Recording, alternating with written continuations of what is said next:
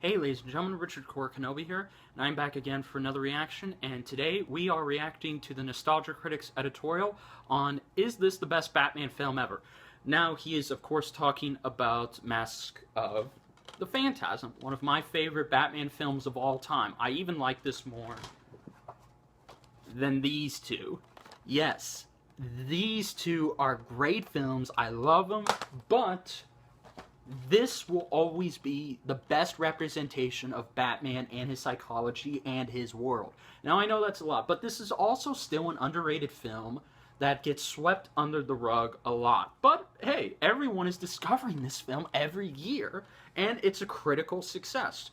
But it's ironic that the film is about a tragedy because the film bombed at the box office, and it was still, to this day, hasn't gotten a Blu-ray release. So, yeah, that's hard to believe. But, yeah, guys, with all that said, now you're probably asking who's the Nostalgia Critic. He's this reviewer, this internet sensation who does bad nostalgic reviews, whether live action or animated films you may or may not have heard of. So, yes, and he's been doing this since 2007, and that's crazy. He, of course, has his own YouTube channel called Channel Awesome, which is not just his channel, but you can see other people's reviews, too. You can even go to their website, channelawesome.com, where you can see other reviewers like Bennett the Sage, who reviews anime, Linkara, who reviews bad comics, of course, Todd in the Shadows, who reviews music.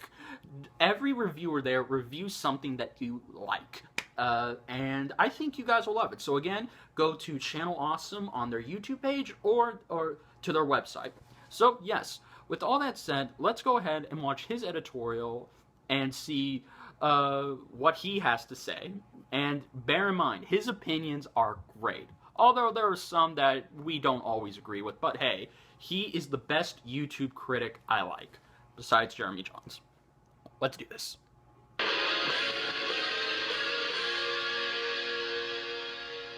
Hello, I'm the Nostalgia Critic. I remember it so you don't have to. When people talk about the best Batman movie, what usually comes to mind?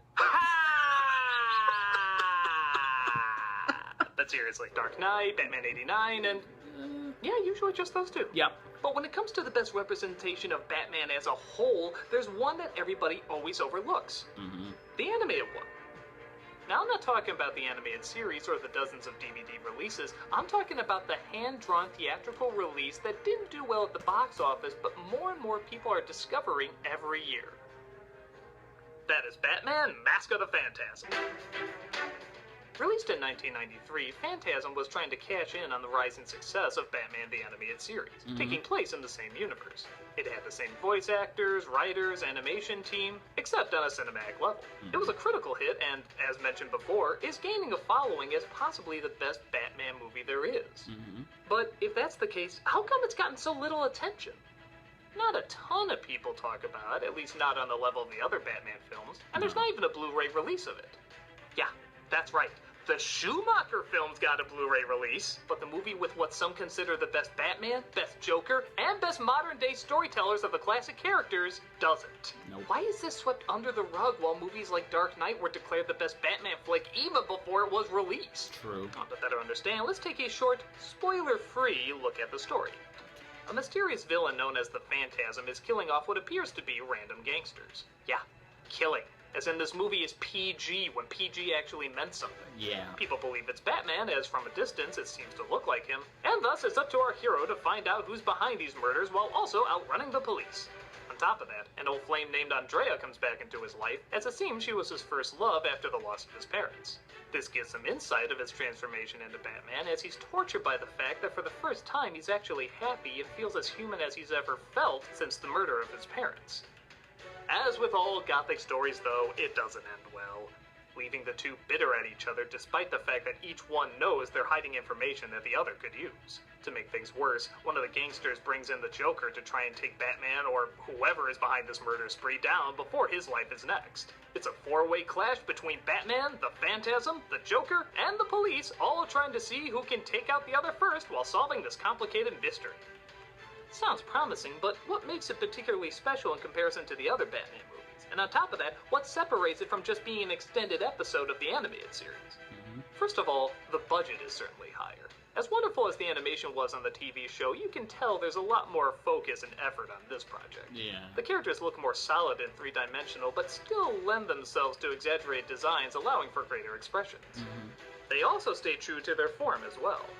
At this time, every animated film was putting CG everywhere. It was new and looked cool, but sometimes they put it in places where it didn't belong. Right. This movie knew the technology at the time wouldn't look good with their Art Deco style. Yeah. So they just used it for the opening credits, which adds a little something different, but doesn't distract from anything. If they tried to have Batman and the Phantasm fight in an animated city, it would look a lot like the animated Spider-Man cartoon at the time. Yeah. Just kind of awkward and phony. This film knew to keep to its roots and stay hand-drawn. And much like the show, it doesn't shy away from its dark style, with harsh shadows, grim colors, and a lot of enjoyable light work. But, okay, Batman and Robin have pretty colors. What makes it a particularly good film? Because the focus is where any great Batman story should be, on the screwed-up psyche of our characters. Right. Before Batman Begins, there was really no cinematic look at Bruce Wayne's transformation into Batman. Now, there's nothing wrong with that, as you can argue it's more powerful what you don't see as opposed to what you do. But this is one that goes into an element that's never really been explored. Bruce Wayne, if he found happiness. It's The true. death of his parents is so strong with him that even when he finds love, he feels guilty. He pleads on their tombstones forgiveness, like being happy is some sort of crime. All he's known is loss, so when he finally finds something, it throws him off, and he doesn't know how to react to it. Yeah. Please. I need it to be different then. I know I made a promise, but I didn't see this coming. I didn't count on being happy. It's a pretty damn good psychological analysis without being, well, literal psychological analysis. See, their morals, they're only as good as the world allows them to be. Yes, you took a psych class, shut up. Well, that's all great for Bruce Wayne, but what about Batman, the character everybody wants to see? Well, the advantage of this movie is that while it is a continuation of the show, you can catch on even if you haven't watched it. If you're a fan of the cartoon, you'll laugh even harder at Batman and the Joker's history. But if you're not, you can still follow who he is and what their connection is, as well as all these characters. But the cleverest advantage that the animated series was is that it encompassed practically everything that was Batman. Yes, it did. From the comics to the Burton movies to even a little bit of the Adam West show, it was a hodgepodge of everything the character has been in the past. Everybody could recognize something from a version of Batman they grew up with. Yep. But it also somehow still managed to be its own unique entity as well, even creating new characters that have now become regulars in the lore. The movie works in the same way. It works as a dark journey into a character's psyche, but it also works as comic book camp. It has serious discussions and tough questions, but it also has death traps and rocket packs. It's not ashamed to be a comic book movie, as so many films were for a while. Kids can enjoy the jokes and fight scenes, but they also have a lot of harsh adult moments too, including some pretty intense violent imagery.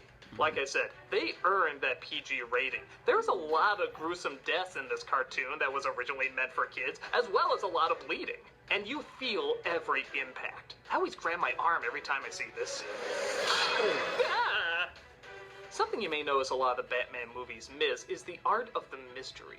Batman is said to be the world's greatest detective, but there's very few mysteries to solve in the films. At least, none that the audience can figure out too. True. This is a legitimately good mystery, with clues, twists, and turns. There's even a clever curveball thrown in if you check the credits after the film and see who did the Phantasm's voice. Yep. You can't give it away without revealing the Phantasm's identity, but let's just say it's a very subtle touch to play with your deduction a little more. Yep. With that said, there's also a lot of mystery that's not revealed. I feel like the past couple of films with Batman have been showing too much of how everybody does everything. But part of the true. fun is, again, it's a comic book, and there's a fun mystery to how characters pull things off in comics. We never figure out how the Phantasm disappears and reappears in that puff of smoke, we don't. but we know it has to be an illusion similar to how Batman sneaks away when nobody is looking. The same with the Joker and how well-timed his death traps are. Translated very well into the cinematic universe. It's also suspenseful. Yeah. There's a chase scene between Batman and the SWAT team that gets pretty intense. It just beats him down further and further until he's totally exposed. I can't recall so many people getting so close to seeing who Batman is. It's pretty damn heart-pounding. While it does big scenes like that well, it also does a great job at the little touches. Like there's a scene where one of Bruce's ex-girlfriends is about to hand his ass to him while he's flirting with other women. But see if you notice a little foreshadowing in this scene. Okay. What about the I word? The I word? Engagement. I'd watch out for Oh Brucey my if I god, were I you. didn't notice that. Did you hear that? That little glass breaking? Mm-hmm. Clearly it's not hers as she's about to, well, throw it in his face, but it's clearly a little touch signaling that something bad is gonna happen. Something is uncomfortable, something is just a little off. Little touches like that are all over the place, even to the reveal of certain people's identities. And they just make the experience all the more engaging when you watch it both the first or second time. Yeah. And speaking of sound, everyone always glorifies the music in the Batman movies, and rightfully so. Once again, the music here is amazing. The late Shirley Walker, who did the music for the animated series, adds a size and weight to this that makes the epicness leap off the screen.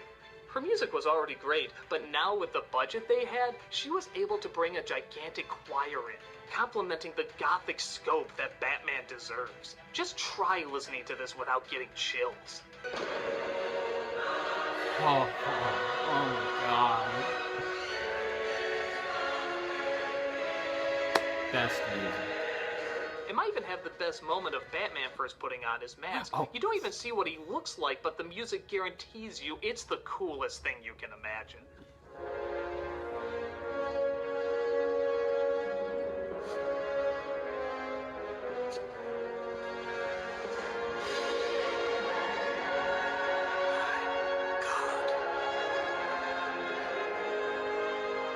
It also helps create what many consider the biggest Joker laugh ever. Yes. Again, without giving too much away, it's the climax of the movie, everybody is bloodied and beaten up, and they just find out the entire place is about to blow. Everyone thinks their number is up and there's no way out as explosions burst into the air, fire consumes the sky, anarchy and chaos is everywhere, a choir in Latin is screaming into the night, and the Joker lets out what could possibly be his last laugh.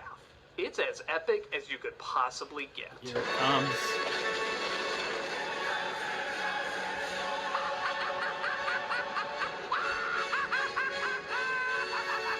So, this movie seems to be everything Batman. The comics, the cartoons, the TV shows, the movies. So, how come it doesn't get more attention? Well, there's a few theories. Okay. One is the marketing wasn't very good. No. It was as generic advertising as you could get. It just showed him punching some guys, the Joker says a line, we see a bit of the Phantasm, and that was it. I don't know why so little effort was put into it, especially when marketing for the Batman movies has always been very impressive, Yeah. even for the bad ones. Hell yeah. Maybe it was because of Theory 2, there just wasn't that much respect for animation if it didn't have Disney's name on it. True. Some critics didn't even get a chance to review it. Siskel and Ebert went out of their way to do a special episode talking about the movie as they didn't get to review it when it first came out. Yeah. But they wanted to draw attention to it on video and felt it didn't deserve to fly under the radar. Damn. My Batman animated feature that was made in 1993, and Roger and I never reviewed it, and as far as I'm concerned, we made a big mistake because it's terrific. Another theory is that while it did take a few risks, it didn't take enough to leave a big enough impact. Oh, that's Everyone true. remembers Batman because it was so dark and different. Everyone remembers Batman and Robin because it was so campy and lame. Everyone remembers Dark Knight because it was so adult and disturbing. That's None of true. these are perfect movies, but they did take chances that you would remember. Phantasm didn't really do that much different. Aside from there being a new character, it just did Batman. But here's the thing. It wasn't Nolan's Batman or Burton's Batman or Snyder's Batman. It was Batman! Yes. Any part of this movie you can immediately identify as something familiar. Something you grew up with and something you're still drawn to even as an adult. And that's what makes Batman last for so long. This movie came out before Batman Forever came out. And die-hard fans were shocked to see how much more adult the version for kids was than the version that was supposed to be for adults. Thank God we'll never have that happen again. Aw. In a sense, I can understand the argument for not taking quote-unquote enough risks. I mean, don't get me wrong, people still die in this, and an animated film that was PG was not seen as profitable back then. But I too personally kind of like Batman and Dark Knight more for the huge leaps and bounds they took. It's just gonna speak to me a little more. But in terms of which movie understands who Batman is in all his reincarnations and all the various versions that have been out there all rolled into one, this really is it. It has great drama, it has great comedy, it has great acting, it has great writing, it has great artwork, and it's totally faithful to its source material while also introducing new elements. Yes. always gonna have a soft spot for these two, but if you were to ask me which film represents Batman the best, it's clearly this one. Yeah. It's deep and complex, but it's still gadgets and costumes. It's dark and grim, but it still has bright colors and visuals. It's silly enough for kids to have fun, but smart enough for adults to take seriously. In a long line of Batmans that always seem to go from one extreme to another, this seems like the perfect in-between. It's its own thing while also being a continuation of what we know and love. It works on pretty much every level. So, the next time somebody asks who's your favorite movie Batman, along with Keaton and Affleck, maybe throw in Conroy in there. Along with Nicholson and Ledger, maybe consider Hamill. Because this is not only a legitimate Batman film, it's the best one done. And instead of just shrugging it off as just the cartoon movie, maybe it should be considered as a better representation than some of the ones we're getting today. And if somebody tells you that movie is nothing more than kid stuff, just remember, Batman was seen as kid stuff too. But those who look deeper find something that'll last much longer into adulthood.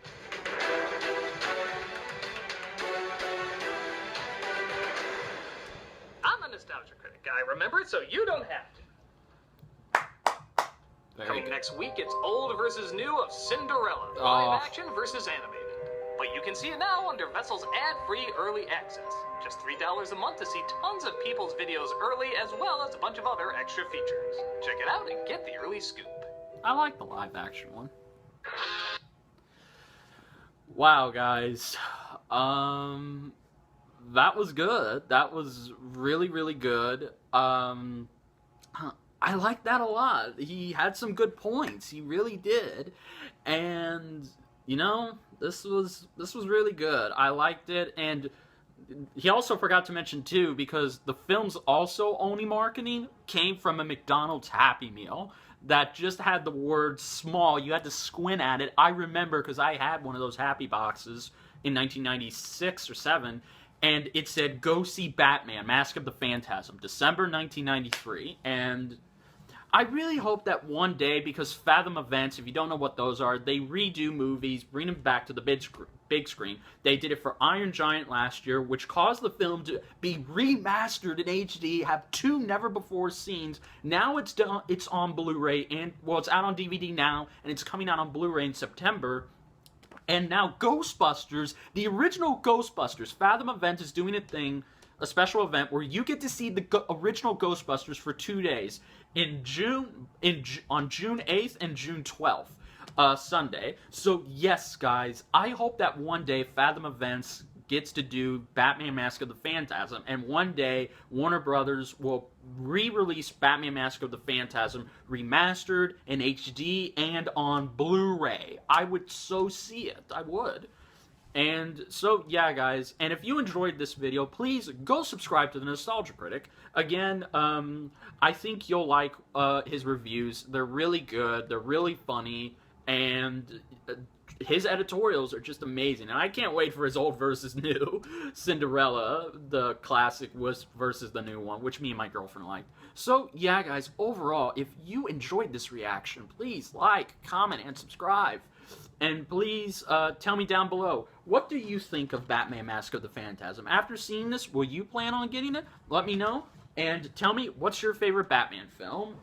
I know, right? So yes, guys, this is Richard Core Kenobi saying, may the Force be with you. Later, guys.